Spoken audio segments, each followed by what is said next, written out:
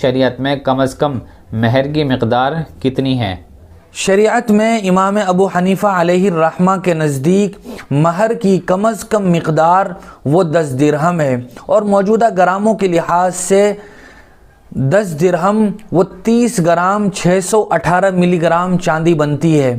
اس سے کم شادی میں نکاح کے موقع پر مہر متعین نہیں کیا جا سکتا ہے، اور آج کل اس 10 درہم کی بازار میں کیا قیمت ہے یہ اپنے علاقے اور وقت کے حساب سے چونکہ بدلتی رہتی ہے، اس لیے اس کی صحیح قیمت تو بازار میں ہی معلوم کی جا سکتی ہے۔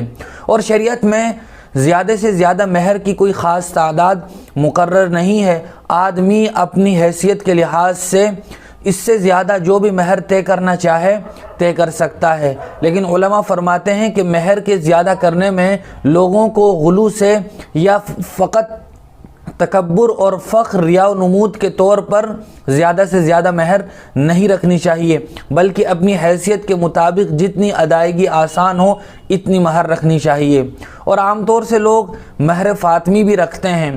مہر فاطمی آج کل کے گراموں کے لحاظ سے 1.5 کلو 30 گرام 900 ملی گرام چاندی بنتی ہے۔ اس کی قیمت بھی بوقت ادائیگی بازار میں سنار سے مارکیٹ میں معلوم کی جا سکتی ہے۔